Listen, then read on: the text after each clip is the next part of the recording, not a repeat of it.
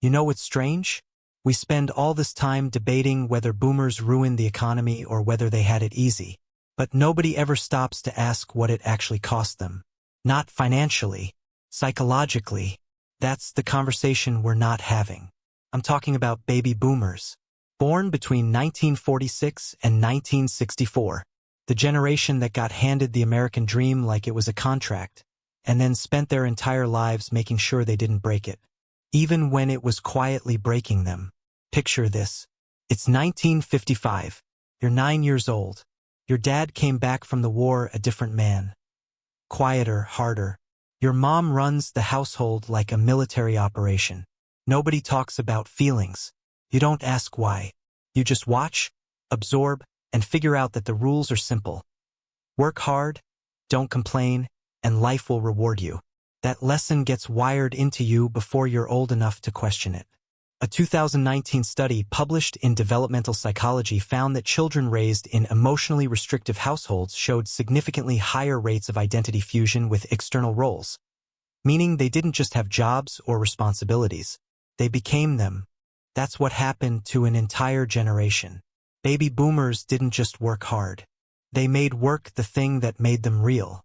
The psychological term for this is enmeshment, when a role becomes so deeply tied to your sense of self that removing it creates a kind of identity collapse.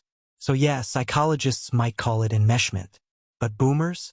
They just call it being responsible. And for decades, it worked. They bought the houses.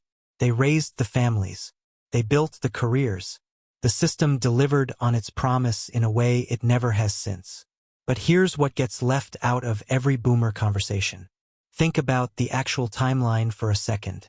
Between 1963 and 1968, they watched JFK get assassinated, then Martin Luther King Jr., then Robert Kennedy. They watched Vietnam swallow their brothers and classmates whole. The draft was real. The fear was real. By the time Watergate hit, an entire generation that had been raised to trust institutions had watched every single one collapse. Now pile on the fact that they processed all of this without the language we have today. There was no therapy culture, no mental health days. No one was talking about trauma responses or nervous system regulation. You just pushed through. You kept moving. But here's what's fascinating. Despite everything, or maybe because of everything, baby boomers became one of the most resilient generations in modern history.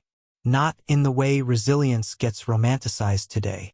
Real, unglamorous, put your head down and keep going resilience. They don't talk about it.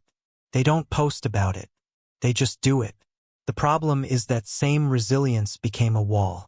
Between them and their own emotions. Between them and their kids. Between them and a world that started speaking a language they were never taught.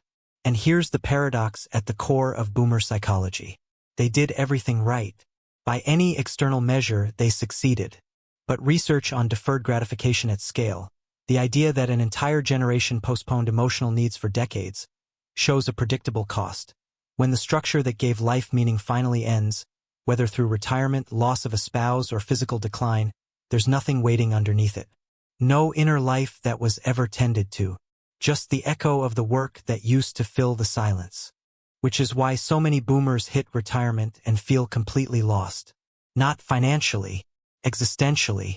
Research from the American Psychological Association shows that men in the boomer cohort report some of the highest rates of social isolation and depression in any demographic, precisely because they built an entire identity out of a role that has a hard stop date. They were the sandwich generation too, raising their kids while quietly caring for their own aging parents, often alone, often without asking for help. So what you've got is a generation shaped by post-war stoicism, institutional collapse, emotional suppression, and a deal with the American dream that asked for everything up front and didn't mention what happens after. They sacrificed quietly and completely. Most of them would do it again without hesitation. Baby boomers are the load-bearing walls of the house that everyone else lives in. You don't notice them. You don't thank them. But if you took them out, the whole structure would come down. And maybe the most boomer thing of all is that they never expected you to notice. If this hit home for you, please subscribe. And if you want to support these deep dives, hit that join button to become a channel member. I would genuinely appreciate your support.